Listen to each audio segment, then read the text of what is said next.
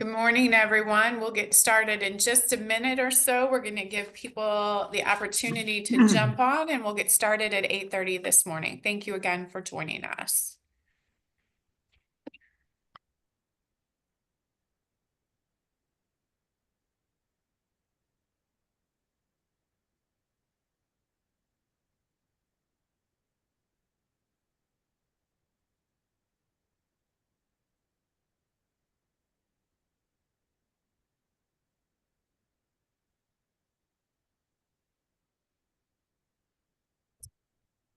Good morning. On behalf of Citizens for Modern Transit, I'd like to welcome everyone to our latest Talking Transit event on the state of transit in St. Louis 2025. We were just discussing how we think this is a really great opportunity to hit the ground running in the new year with what's happening with transit in the St. Louis region. So welcome everyone, and welcome to the CMT board members who have joined us today, and special thanks to our platinum sponsors this morning who allow us to do updates like this: AARP in St. Louis, Bi-State Development, the City of Fairview Heights, Greater St. Louis, Inc., HNTB, and the St. Clair County Transit District. Thank you. There is so much happening right now with transit, with increased service frequency on Metro bus routes since December, ridership numbers continuing to climb.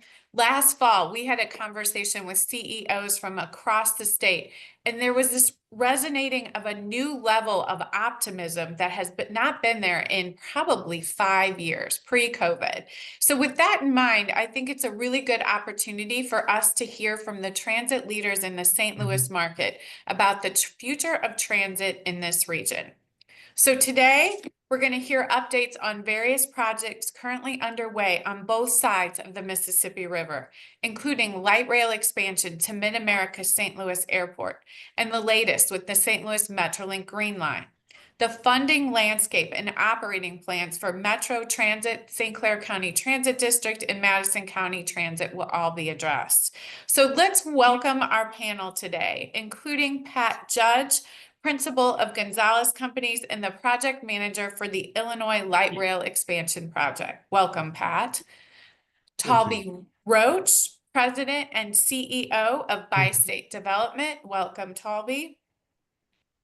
Chuck Stewart, the Chief Operating Officer for Metro Transit. Welcome, Chuck. Thank you. And S.J. Morrison, the Managing Director for Madison County Transit. There's a lot to be excited about as it relates to transit in the St. Louis region, and here is our opportunity to get some of those questions answered about the future. So we're going to give each of our panelists about 5 to 6 minutes. The gong will ring if they've gone well over their time, to give us an update on their projects that they're working on and their perspectives about the future of transit. If you have any questions, please leave them in the Q&A box or in the chat box, and I will get to them as quickly as possible when we get to the Q&A portion of today's program. So let's start by welcoming Pat Judge and hear a little bit more about construction underway on light rail expansion to Mid-America St. Louis Airport. Welcome, Pat. Thank you, Kim. I appreciate it. Great to be here. I'm going to apologize in advance. I've been fighting a cold, so hopefully everybody can hear me okay.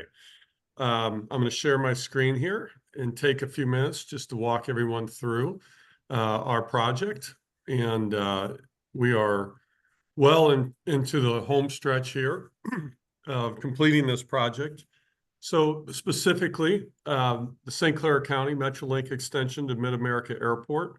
But just to give a brief background for those of you who are new to this, the project overview, it's a 5.2-mile extension. That's a light rail from existing Shiloh Scott Station out to Mid-America Airport. Included in the project is a Metrolink passenger station at Mid-America Airport.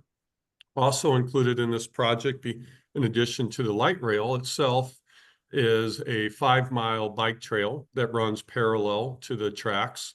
And then a quarter-mile or a third of a mile extension of Rita Road near the new interchange out there at I-64 and Rita Road, as well as a 2.5-mile or 2.4-mile access roadway, which is essentially an outer road from the Rita Road interchange to Mid-America Airport.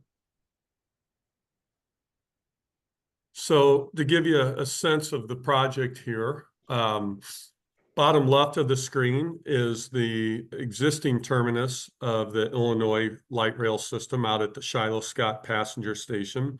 And you can see that we actually proceed north and we curve to the east here where we land over here at Mid-America Airport itself. The green line there is the actual Metrolink line. The dashed blue line is the bike trail that you can see that parallels the railroad tracks. The old alignment was actually this red line through closer to Interstate 64. That was actually designed in 1999, and we actually modified the alignment in the last few years here, because essentially that's going to open up development opportunities for commercial and industrial real estate opportunities. So this project is more than just commuter rail system. It's also economic spur and engine for development in the area. As many people know, Boeing has invested quite a bit of money out in this region. So the project schedule, we've been working on this job now for close to 5 years. We started the design in August of 2020. And when you take a look at this, we started bidding the work back in November of 22. Construction started basically in the spring of 23. And we are well underway in construction. Construction will wrap up in total in January, February of 2026, which will then allow Metrolink operations a few months to work on testing and startup before we go live in the summer of 2026. So revenue service and opening to the public will be summer of 2026. So a project of this magnitude is not constructed in one simple construction contract. We've actually had multiple bid packages. We did that for a number of reasons. One, we wanted to make sure that we included opportunities for local contractors and local businesses and suppliers. And then we also believe that it gave us, and it's proven out that it's given us a very good bidding situation as our climate. And we've actually received very good bids on the project. So I'm going to walk through just some construction photos so that you can get some real world photos of what's going on rather than just the figures I showed you earlier. So this is an aerial shot looking at the terminus of the existing light rail system. So Scott Air Force Base is on your left here. You can see the trains that are there at the Scott Air Force Base, Shiloh Scott Station. The right side of the screen is the public access and the public parking. I was fortunate enough years ago to be able to actually work on that project back in the early 2000s. Just another photo of progress. This is a pocket track just north of the existing alignment. Scott Air Force Base and the housing is to the right here. Additional construction photos here. Railworks is one of our contractors. They're out of Bridgeton. So again, an opportunity to have a local contractor working on this particular project. They were actually setting the ties and setting the rail for this project. This is an aerial looking at the bridge over Seibert Road. So we had a lot of coordination with Scott Air Force Base. So Seibert Road is the main access gate to Scott Air Force Base. You can see here the main rail bridge as well as the pedestrian/bike trail bridge over Seibert Road. Just another close-up of that particular bridge, or those two bridges. As we continue north, you can see that we have the construction of the concrete ties, sub-ballast. You can see the foundations for the overhead catenary system, which is essentially the powering system that powers the train. The rail, these are just, again, construction photos. The rail actually comes in 80-foot sticks or 80-foot increments, and it's actually welded on site. This is an overall view at Reeder Road. You can see Interstate 64 to the left here. And you can see the new pavement where we extended Reeder Road to the right of the screen or the south. So actually MetroLink actually extends underneath Reeder Road. And it's important to note that we actually have no at-grade crossings on this particular alignment. Another just aerial photo, you can see Interstate 64 on the right, and you can see MetroLink being constructed adjacent to Interstate 64.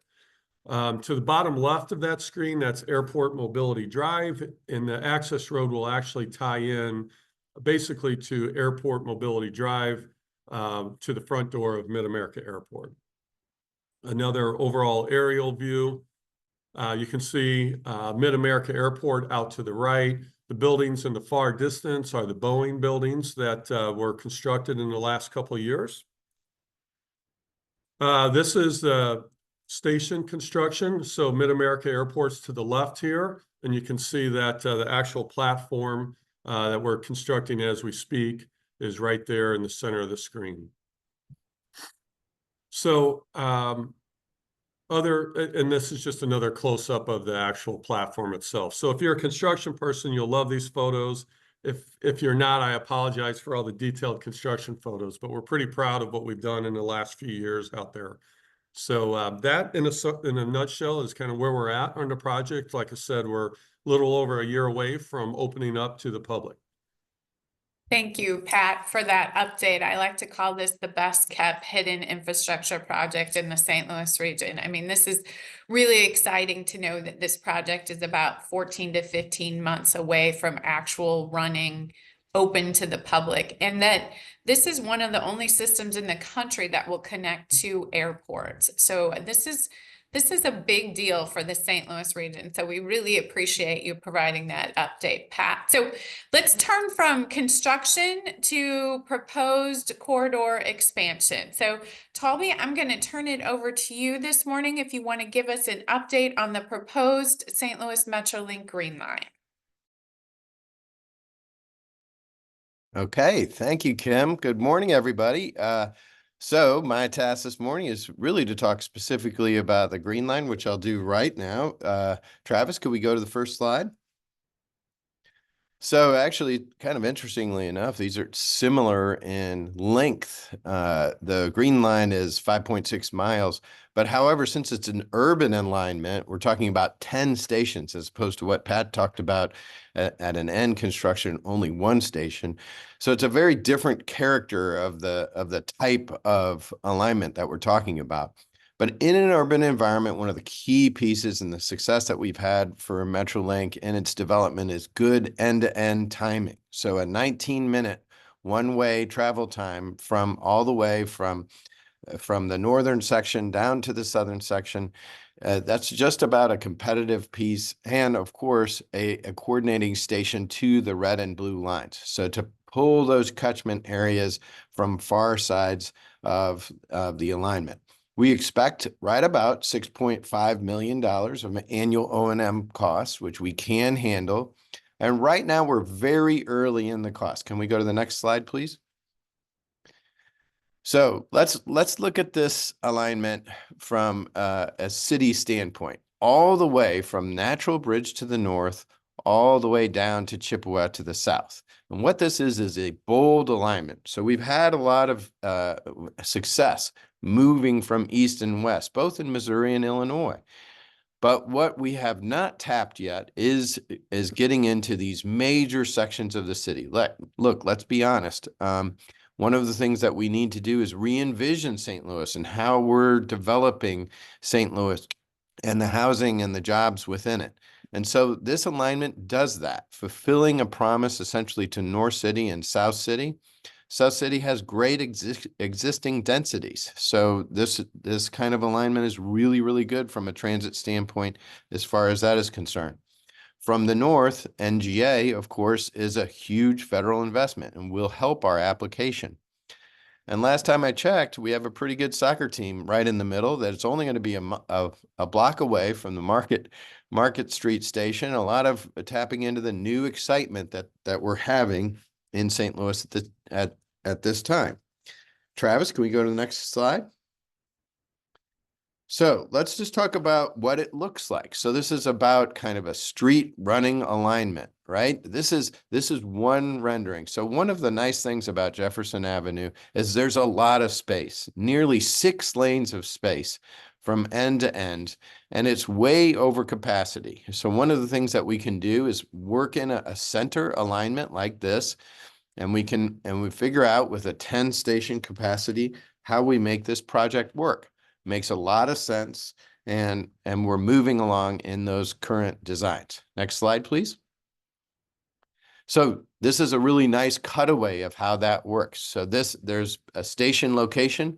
One at the top is showing a center platform with light rail on either side of that center platform. And the one on the bottom is a side platform, which is what we're likely to see at Cherokee.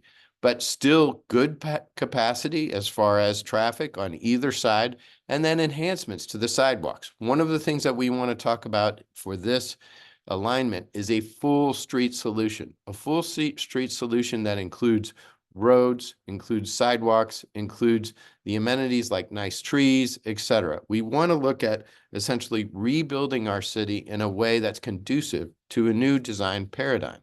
Next slide, please. So where are we in timing, right? So essentially, as we are into 2025, wow, it feels strange saying that kind of a number. But really, we're moving from essentially a 10 to 15% design to 30% design. And what that'll allow us to do is to get out into the public, talk about what are the aspects of this project alignment. Look, folks, we have had over 40 public meetings about this project. We'll continue to have those. That is our obligation, to talk to the public. Essentially, we're in the National Environmental Review requirement, and we're moving through that right now, as you can see. Then that'll allow us to reprice this project so we can be as competitive for an application into the federal government in spring or summer of 2025. Next slide, please.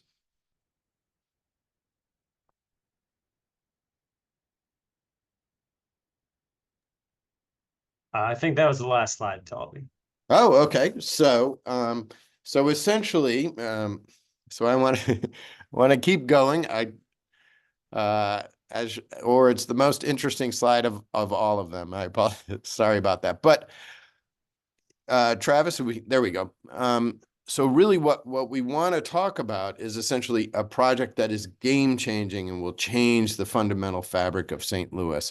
We need to continue the public outreach, be sure what everybody wants to see in their local stations, how much the project is going to cost, and put as competitive an application into the federal government for federal funding between 50 and 60% on a project that we are targeting to cost close to $850 million. So with that, I'm going to pass to Chuck Stewart. Chuck has a lot more of the existing, what we're doing in the existing alignment right now. Kim, am I on time?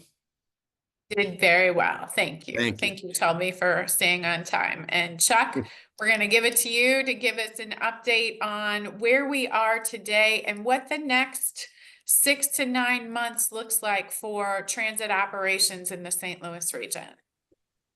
Okay, so thank you, and thank you everyone for being here this morning. I'm going to go through a few projects that we're currently working on at Bi-State Metro. We're going to talk about the new light rail fleet. We've had our existing fleet. We've got series 1, 2, 3, and 4. This will be LRV series 5 that we'll be talking about, and we're working with our manufacturer Siemens and my team and their team, and everybody's getting together, and we're really building this thing from the ground, making sure that it has everything that we need going forward for our light rail program. Also going to talk about the bus fleet, electrification, the secure platform plan, and the new fare collection program. Next slide, please, Charles. Well, this is what it's going to look like, okay? This is our new LRV 5 fleet. We're looking forward to, I'll talk about a timeline as we move forward, but basically this is the vision. I know on Talby's slides, there was a green one. I don't know if we've decided all of those things yet, but it's going to be new, it's going to be modern, it's going to be state of the art, and everyone is going to really enjoy the fact that we have replenished our fleet and moving forward. Next slide, please. So this is what it's going to look like on the inside. Looks really big, it looks spacious, it looks modern, and it is all of those things. Next slide. So a couple of things, we're working with Siemens. This is what they do. And this is what, and we have the experience of having operated MetroLink for a number of years and with Siemens products. One of the new things that we're doing is this onboard energy storage system. Basically, there will be batteries on board so that if there's some type of issue with the power, these LRVs will be able to operate independently for about 5 miles. That gives us a lot of options given any kind of situations that will warrant this. Another key item is this platform sensing assistance. You know, with our current LRVs, we have periodically we have a situation where the doors and the don't quite line up on the platform for the safety of our passengers getting on or getting off. This new system will prevent that from happening. Next slide. These are all the new features. Of course, we'll have the rear view cameras and the side view cameras, and as part of our security and safety system, the new digital information signs on the vehicle, and importantly, the digital audible announcements. We get complaints from customers about not being able to hear the announcements. All of that's going to be digital. It's all going to be state of the art as we move forward. Next slide. So this contract started this year, February 24, and basically the contract will be completed in January of 2032. So it's going to take a while, okay, but there will be periodic deliveries starting in 27, ready for service in October of 27, and the last LRV delivery will be November of 29. 55 new LRVs. So this is quite a project. Delivery on 55 new trains is quite an operation. And at the same time, we got to get rid of 40-something old trains. So this will be a very, very, very complex process, but we're looking forward to completing it for the region. Next slide, please. I want to talk a little bit about bus fleet electrification. Next slide, the Brentwood Garage. As you know, we operate 24 vehicles out of the Brentwood Garage. We electrified that a few years ago. We've got the 60-foot New Flyer articulated buses, which we use on our major lines like the Grand Line. And we've got 10 40-foot Gillett battery operated buses. So this was the start of our electrification process. Next slide. We are moving this process over to our DeBoliver Garage. The infrastructure for the project is currently being constructed. We've got 12 additional 40-foot Gillett buses on order. They will be delivered in May of 2025. So our electrification process moves forward. Next slide.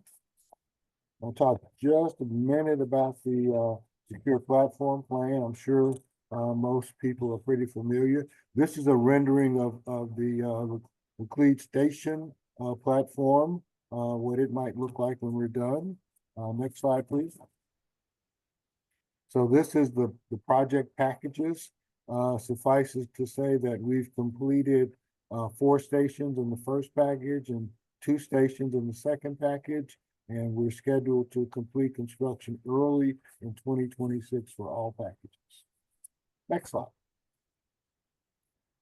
Our real-time camera system is the center of our safety and security methodology. manned by officers from St. Louis County Police Department. We have cameras all over the system, buses, trains, facilities. This is a state-of-the-art center that is being used by the law enforcement agencies in the region to get real-time feedback on what's happening around our system and effectively address those issues as we move forward. And another rendering of what a station will look like. This is our Emerson Park station. As you can see, the gates are operable. They are operable. We have security people stationed at the gates at this point to allow people entrance to the gates as we work on our fare collection system, which will catch up in a few months and probably by the end of 26. So next slide is concerning our fare collection program. Basically, we're renewing all aspects of our current system, new validators, new ticket vending machines, fare boxes on Metro Bus. This is going to significantly enhance our customer experience, new apps, electronic tickets. We've had prevent breakdowns on our TVMs, all kinds of things to improve our experience and improve our fare collection processes and results. And next slide. This is kind of just how the fare validators look. The validator on the left is the one that's on the buses. They are currently on the buses. They are there. There's signs, wait for more to come. And we hope to these to go into use in the spring of this year. The one on the right is the validator for the MetroLink, and they're being installed as we speak. Last slide is a look at what our TVMs look like. Ultimately, they will be installed late in 2025. And with that, we'll have a completely renovated new fare collection system. And starting in 2026, we're looking forward to a more robust revenue collection process to improve our revenues as we go forward. That concludes my presentation, and I'll pass it on. Thank you, Chuck. I'm not gonna lie, I had my doubts that you could keep that many slides to about 7 minutes or so, Hey. Well done. Okay, so thank you, Chuck, for the update on operations that will impact both St. Louis area as well as the St. Clair County area. And now we're going to turn it over to S.J. Morrison, the Managing Director for the Madison County Transit, and hear a little bit about updates on the other transit agency within our region. S.J.? Thank you so much, Kim, and thanks CMT for including us. And thanks to all of our participants for zooming in this morning. I will keep it pretty quick here, Travis. If you want to move on, I just want to give you guys some updates on what we currently have going on. As you know, MCT not only operates our fixed route buses, we have the complimentary paratransit service with Runabout, the MCT Trails Bikeway Network, and the Ride Finders rideshare program, the Carpool Vanpool program for the St. Louis region. Next.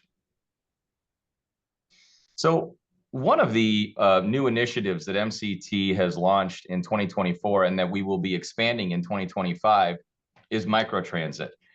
Similar to an Uber or a Lyft, you can hail one of these small vehicles. This is a front runner. It's the smallest revenue vehicle that we've ever operated. It's a low floor vehicle so that you can bring wheelchairs and individuals with issues walking in and out of the buses very quickly and easily. This picture doesn't depict it, but it is equipped with a bike rack on the front now. Just like all of our public transit buses, it includes video surveillance, and it's driven by drug-tested background check drivers. So we've had a lot of success with our first microtransit zone in Collinsville. It's carrying 4 times what our fixed route shuttle was carrying. And so we will be expanding to new zones in Madison County in May of this year, and then subsequently in August. Next. So computer-aided dispatch, automated vehicle location. That's a very technical term, which I'm not going to spend a lot of time with, except to say that what we're doing by deploying this new system is we are making, what I like to say is we are taking the secret club mentality away from riding the bus. We've added 31 of these passenger information displays, these e-ink screens at 31 of our bus stops that tells passengers in real time when the next bus is coming. So it not only indicates which bus is coming and where it's going, but when the next one is coming in real time. This is going to also assist us with our operations, our back-end operations with our dispatchers. And we will be deploying in the near future all new bus stop signs at 1,400 locations throughout Madison County, which will have a number that you can call or text and find the same information on your phone. So even if one of these screens doesn't exist at your stop, you can still get access to that information. Again, to take away this secret club mentality of riding the bus. Where is the bus going? When is it coming, etc. We're trying to eliminate all of that. Next. Driver support. And this slide could actually say driver and passenger support. We have developed 2 new partnerships at the last part of 2024, kind of taking a page from our friends at Metro and at St. Clair County Transit. Chestnut Health Systems has been partnering with both Metro and St. Clair County for years now, essentially providing passengers with support. What we were finding is that there are an increasing number of passengers who are experiencing some type of crisis, whether it's a substance abuse crisis or mental health crisis, and we want to be able to come alongside them and help them in a meaningful way. And so the Chestnut Behavioral Health Specialists are helping us do that. They just were deployed in December and already are having a lot of success engaging passengers and helping them get access to services.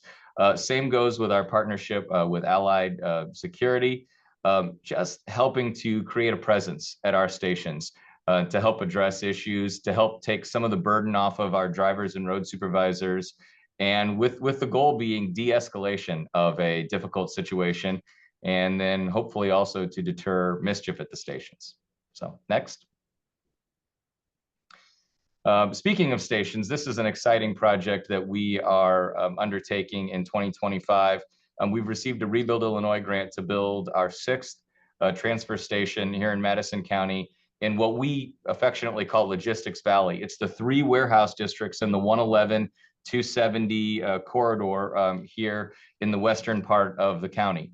It's going to be a 6-bay station.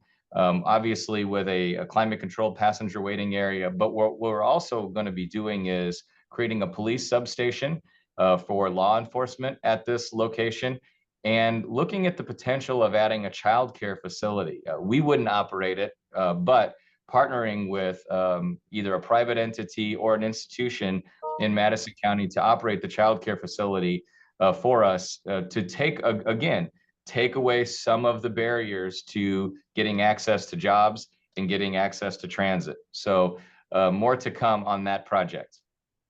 Next. Just a quick, I know this is about transit, but I can't help myself but talk about trails a little bit. We did construct our new Yellowhammer connector to the SIUE campus, which is the picture there on the top right. We're going to be constructing in 2025 a bridge over a trail bridge over Illinois 111 for the Schoolhouse Trail. This is going to be kind of a signature bike ped bridge for us, which we're really excited about. We've got a new trail that we're building in Collinsville called the Ridge Prairie Trail, which will connect the Collinwood neighborhood to the Goshen Trail in our trail system.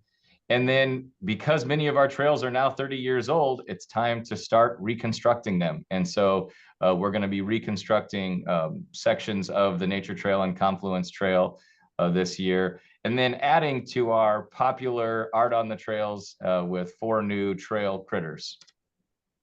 Next. Ride Finders, as some of you know, we operate the Carpool Vanpool program for the St. Louis region. And we've got some initiatives this year. We're working on a new van pool seat booking platform to make that process easier for passengers. We'll be applying for some grant funds this year to help subsidize van pooling for passengers in low-income communities that are trying to access jobs. And so what we've seen is some early successes at some of the warehouse districts where they are struggling in some cases to attract and retain employees. And so we want to help be a part of the solution and help be a part of getting folks from their community to access jobs. Lastly, I don't have a slide for this, but what I wanted to mention is that as all of you know, and I know that all of my co-panelists would agree with this, transit has changed and is changing. And we are trying to determine what that means and what that looks like moving forward. And so we have also created or recently consulted with a PGAV to do an origin destination study for us for Madison County residents. Where are Madison County residents working? Are they working from home? Are they working in the city of St. Louis? Are they working in points further west? Are they working in St. Clair County? The fact of the matter is we just don't know. And so I think to better determine how we build and how we transition our system moving forward, we're going to be engaging this study. So I am excited to see what we learn from that study and then how it will shape our system moving forward. So that's it for me, Kim. Thanks for the opportunity. Thank you, SJ. Thank you to all of our panelists for that brief overview of each of the projects that you are working on or the operations happening in the St. Louis region. So now let's jump right in with my favorite part, question and answer. So let's hear a little bit. We have some questions already that we've heard from others and some in the chat box that I'll get to. But so let's talk about one of the big items, funding. So from a funding perspective, we're looking at a two-state system here in the St. Louis region with providers in Illinois and on the Missouri side. And we're looking at a tale of two states. State investment right now sits at $1.89 per capita in Missouri and $159 per capita in Illinois. So let's talk about what is your most significant challenge right now? Is it capital or operating funding when it comes to transit locally? So the answer is yes. Okay, but give us a little more than yes. We know what funding is critical, but why? Yeah, funding is critical, both from a consistent operating standpoint and from a capital standpoint. Every year we have to go in front of our governing bodies and pass a reasonable operating budget. And what's really key about that is most of our capital budget resources, the majority of them, come from the federal government, but everyday operating comes locally or from the state. So that tension is always what has to be managed. So when we're expanding, we're talking about federal or state partners. When we're talking about operations, we're typically talking about local or state. So that kind of dynamic makes things very complex and difficult. Now, we've been success at moving Missouri up through the Missouri Public Transit Association, and actually that number has been moving up quite a bit, but we sure would like Missouri to be more equal to Illinois, and that helps. And that's part of the difference of the states. States are very, very different in their fundamental makeup. And obviously having the urban centers to the north in Illinois changes what some of the general policy is concerned. But we've started to move the needle in Missouri, and that certainly helps. Right. So Pat, when we talk about funding, can you talk a little bit about the funding of the Mid-America expansion? What does that funding profile look like? Sure, Kim. So, a significant portion, Talby just mentioned, the state of Illinois and their funding versus Missouri, in particular for light rail systems. And so we've got 129 million is coming from IDOT transit funding itself, right? And then, of course, we have the local funds from the transit district as well as the by state's Illinois allocation component. So we've got those three pieces that are really funding this particular project. Great, thank you. And SJ, when we look at Madison County's budget, what do the revenues look like from the state of Illinois for your operations? We are fortunate. You hit the nail on the head. Illinois funds transit generously. And so we have been fortunate both from an operating standpoint. I'm not saying it's perfect, but we know that it's better than Missouri. And so, yes, operating is always a challenge. But capital, honestly, Rebuild Illinois. The Rebuild Illinois program has been critical to all of these, capital improvements. So I'll tell you, in terms of challenge, one of our challenge is trying to use federal dollars for projects that meet Buy America. We are in the process of, we want to electrify our driver relief vehicle fleet, but we can't find driver relief vehicles that meet the Buy America provision because so much of the componentry is made outside of our country. So being able to use those federal capital dollars for some of these capital projects is sometimes a challenge. So that might be more of a policy change. Okay, great, thank you. So, I mean, the goal here was to underscore, we do have a tale of two states. And investment on the Illinois side is making it significant opportunities for expansion and programs that, we're looking at $1.89 per capita in Missouri. We'll just leave it at that. So let's jump right in. So what sort of action plans are being developed for fare evasion at Metro? And I think, Chuck, you touched on it a little bit with the secure platform plan, but do you want to add anything to that? Well, I think that is certainly a significant part of it as we implement secure platform and we work on our fare collection processes as well. Some point in 2026, they merge. And basically, in order to get into a Metrolink location, for example, you need to have a valid ticket. Can't get in without it. So I think that's significant to our fare collection philosophy going forward. When that happens, we're also putting new validators on the buses. We'll still be allowing people to use cash on the bus. That is still an option. You'll be able to buy a ticket for the day on the bus. So I think we're providing many new opportunities for people to purchase the right fare media and to use it efficiently. Thank you, Chuck. So let's pivot to the green line. So this is a proposed in-street running system. So if you're a resident, we have a question from a resident in Benton Park. Where would people be parking to use the Jefferson Avenue alignment or to get to those businesses if we're looking at traffic, light rail, all in the same corridor?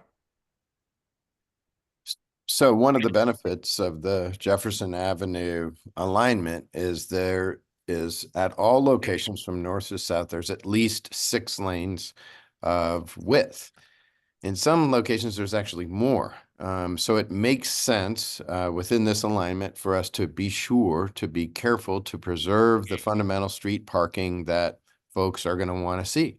And be sure that we can take a look at that. And during this process, we have to go through normal traffic studies.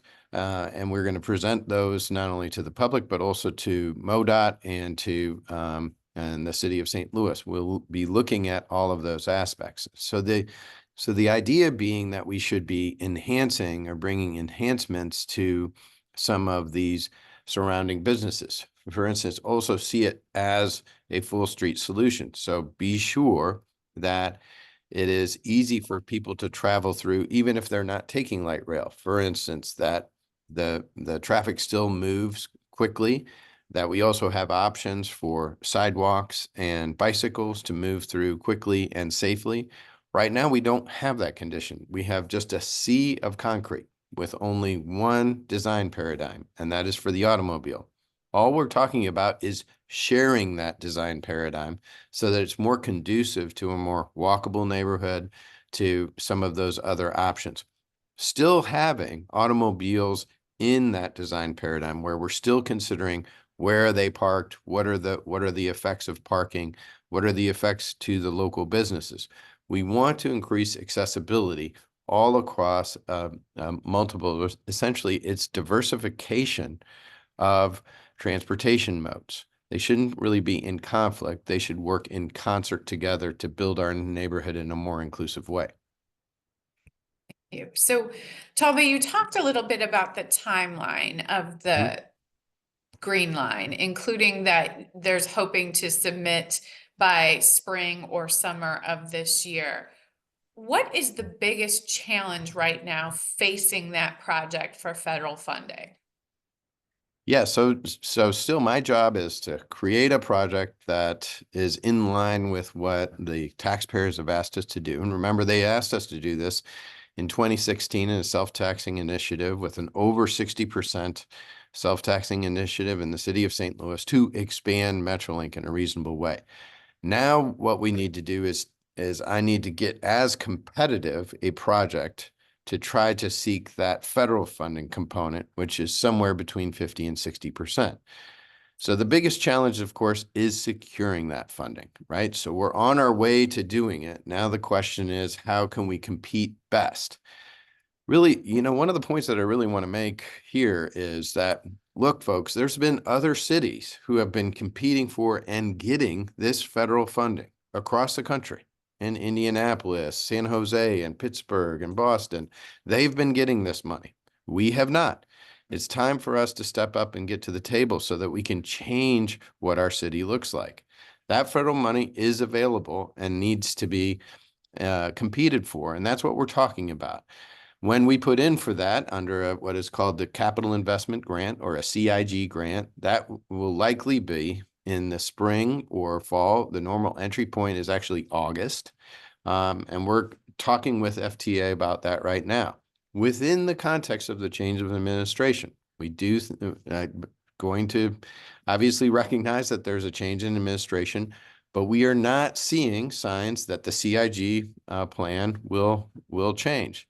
But there are, of course, no guarantees. I cannot guarantee that. I can only create a project that can compete for those federal funds. Every time I look at this project and look at the fundamentals on it, it competes favorably.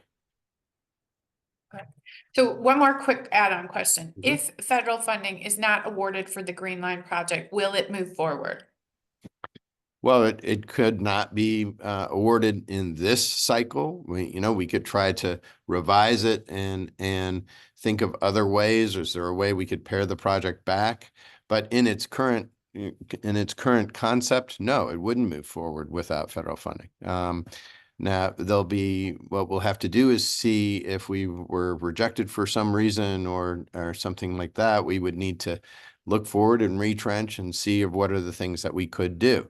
But right now, look, my tasking is to fulfill the wish of the taxpayers. Taxpayers asked specifically for Metrolink expansion, only Metrolink expansion. I love buses. I think they're great. That's not what the taxpayers voted for. And I don't want to find myself in the circumstance of giving them something other than what they asked for. So we need to move forward on that basis. And this is a very competitive application. No guarantees. We're going to do our best. But I think that this is a pretty competitive application. Great. Thank you, Tommy. So let's talk a little bit about those new light rail cars. Chuck, you touched on 55 new light rail vehicles. We had a question, what percentage is that of the fleet? And what is the current fleet? How many are in the current fleet? I think we've got, well, basically, it's 100%. It's all of them. We're replacing our current fleet totally. I think we've got maybe about 48 in our current fleet, Talby. So yeah, so we're replacing the fleet totally. Okay, great. Thank you very much. So 100% conversion. SJ, question.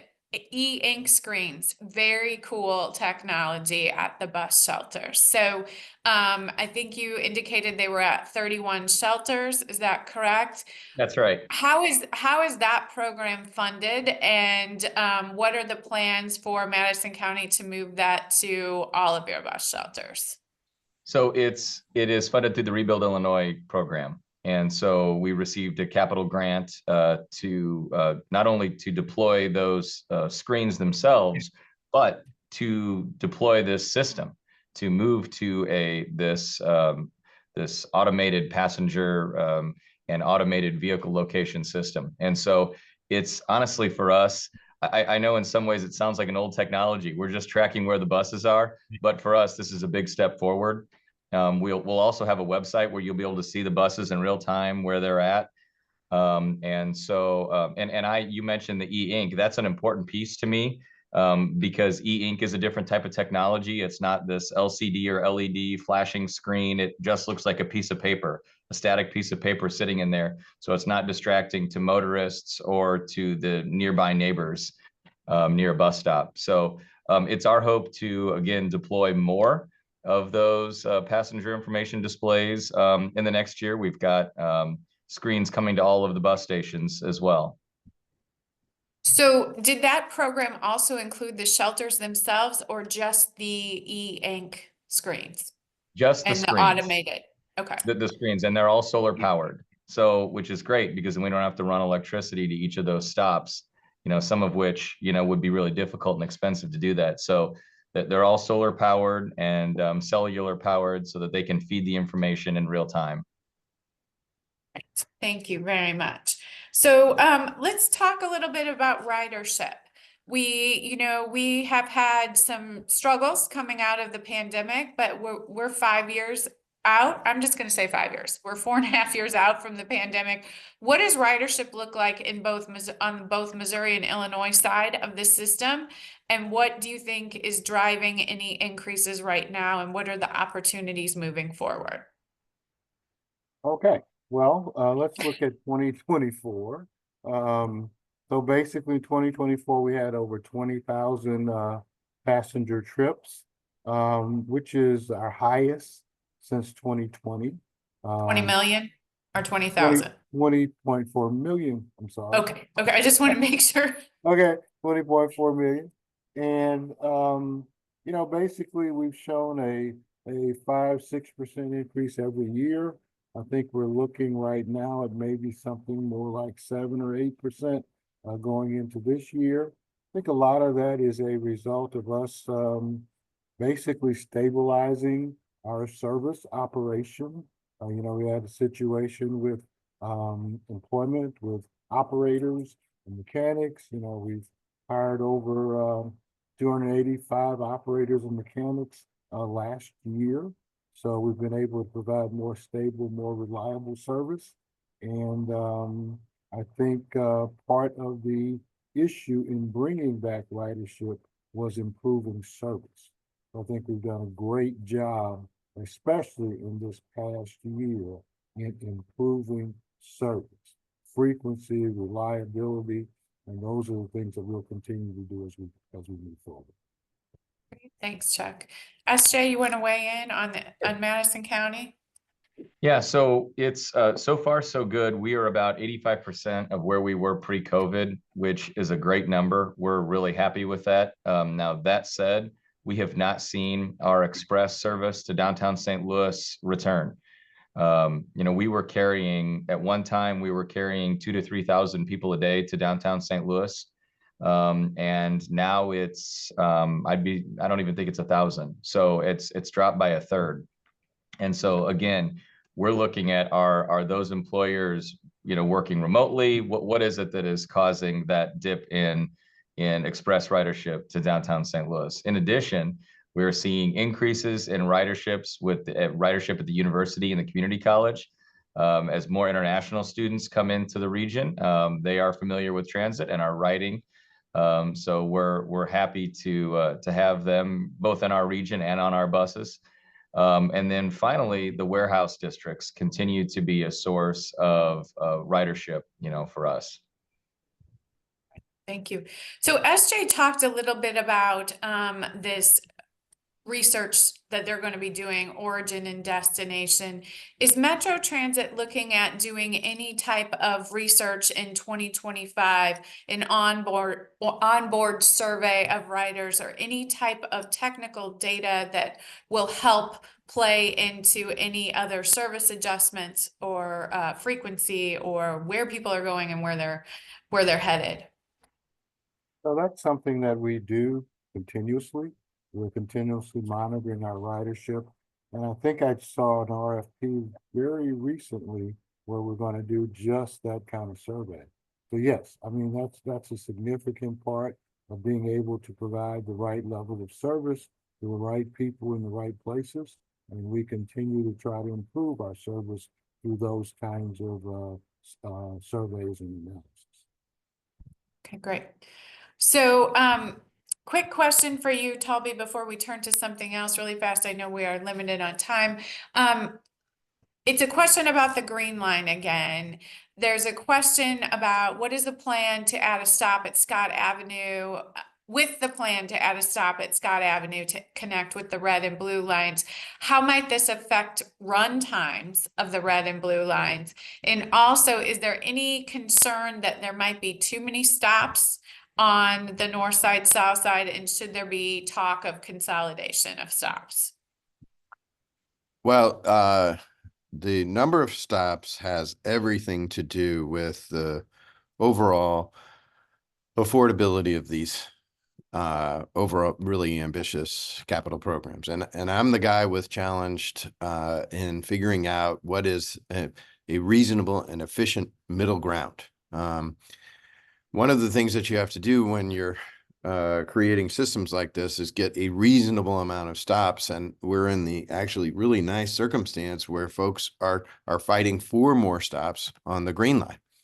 Yet I am tasked with going into the federal government and trying to figure out how I build an affordable piece where we can't stop.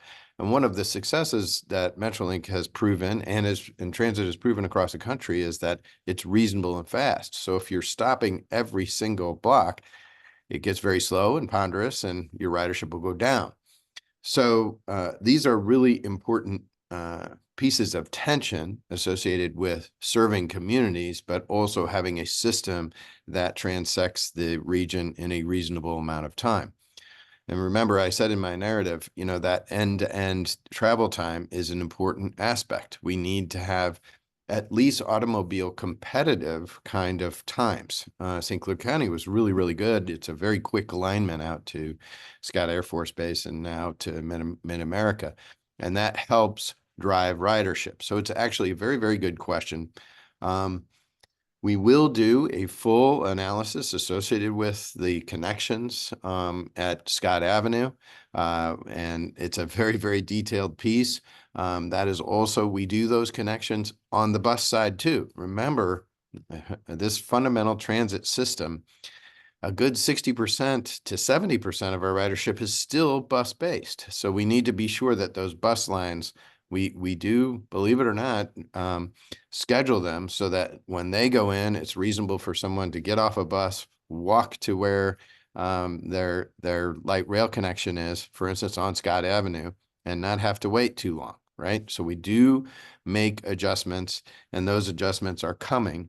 But there's some give and take there. It doesn't always work perfectly. It's very, very difficult to do. Chuck's team is very talented at it. And that operating plan is very, very key to figuring out how things work effectively. A good transfer station, as contemplated at Scott Avenue, is what you see across the country. And you'll see this, for instance, if you go into Chicago at the Washington Station downtown in the Loop, or if you look at the Chicago Station in the Loop there, is very, very common. You go to DC, same thing. A good transfer station means that that's how these vast transit operations work very well. And we think that this one is well suited to do so. Great, thank you. So one question before we get to the final question, how can local businesses and organizations help support transit? We have a lot of stakeholders on the call today. What role can they play to ensure the success of transit in the St. Louis region in both Missouri and Illinois? Pat, do you have any insight as the lead on the expansion project in Illinois? You're on mute.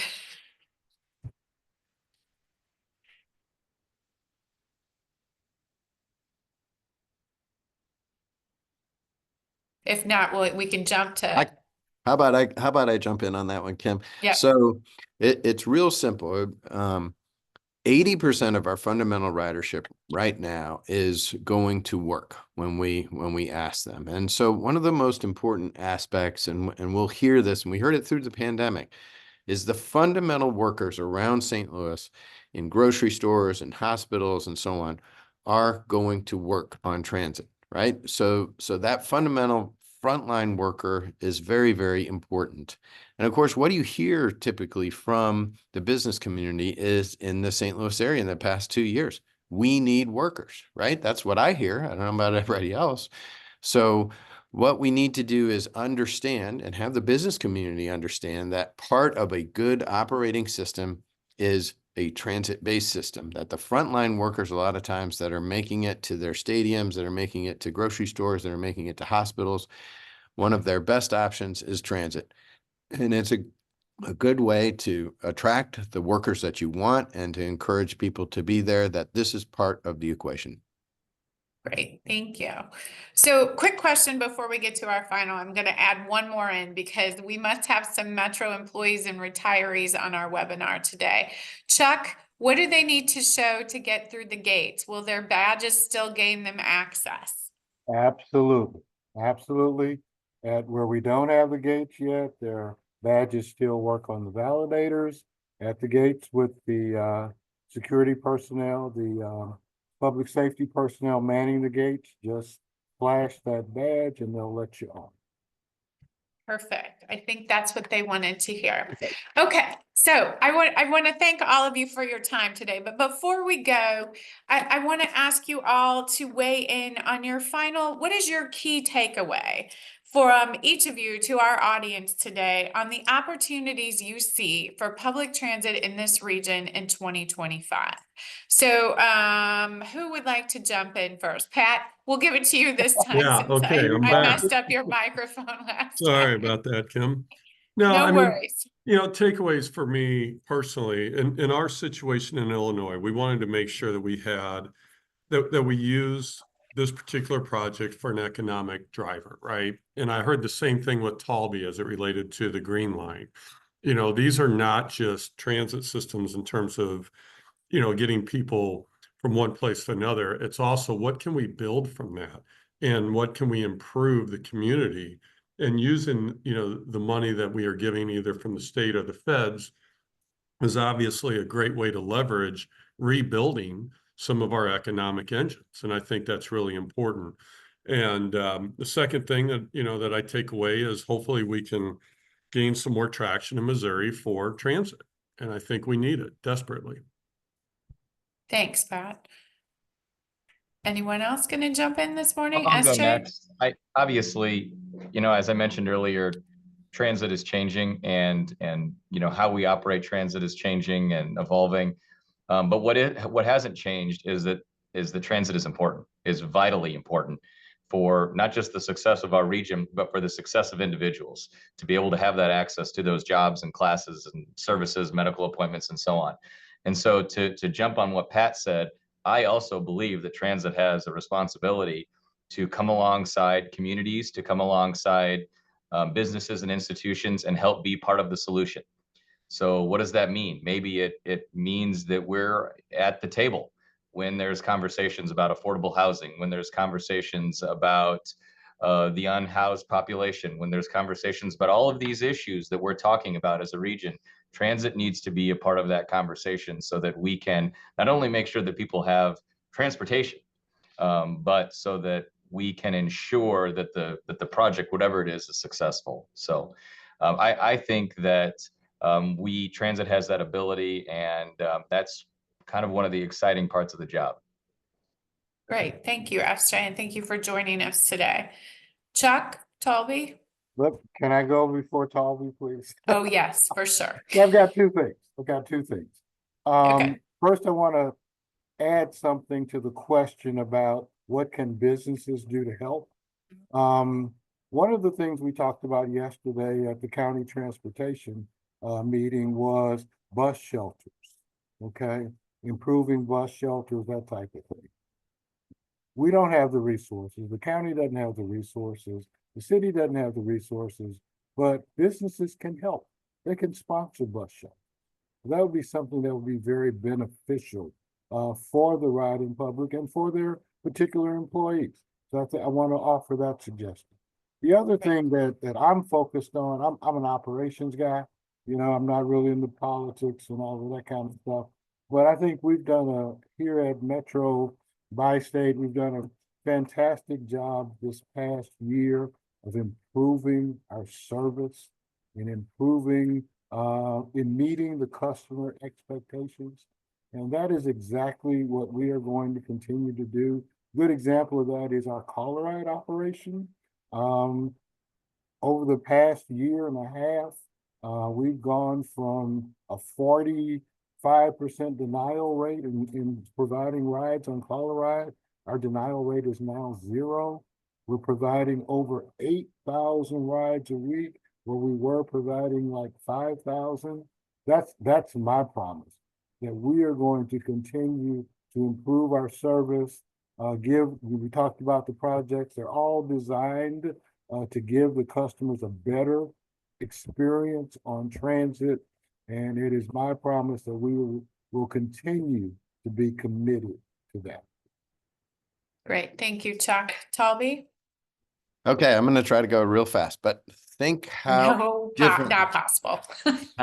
how differently we are talking about our region, right? We're talking about our region in St. Clair County differently with Boeing and with the new, with the airport, et cetera. SJ's talking about Madison County differently with all of the warehouses and the Amazons and so on, all of that economic activity. And we're talking about Missouri differently with, for instance, supporting NGA and seeing some of the other things in the green line that is going to be bold. And my point is that we need to lean into that difference. How are we going to rebuild our region?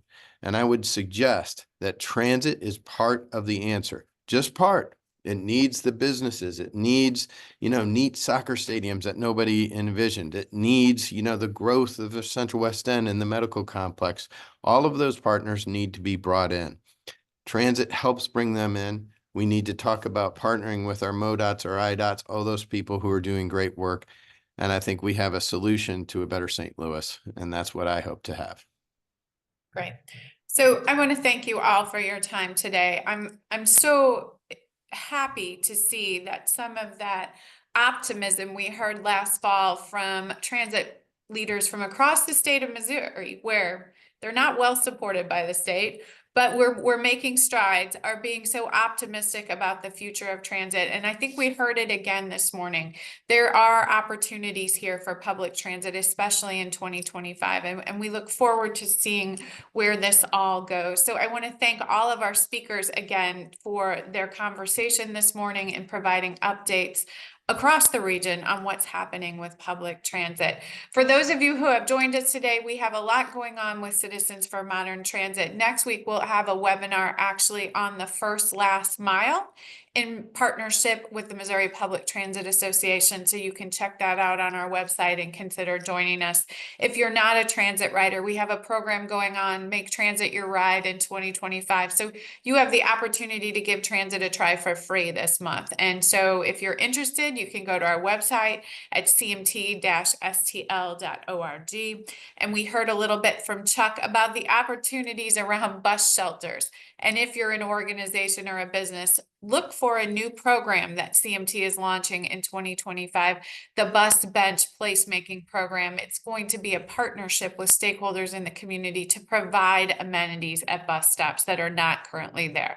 So hopefully by the end of 2025, we'll see some new shelters, we'll see some new benches, we'll see where the green line goes, and Pat will be super close to opening that extension to Mid-America St. Louis Airport. And hopefully we'll see e-ink pads at all of FJ's stops and more, and something to consider on the Missouri side. So thank you all for joining us today. This recording will be available later this afternoon on our website. Make it a great day and consider giving transit a try in 2025. Thank you.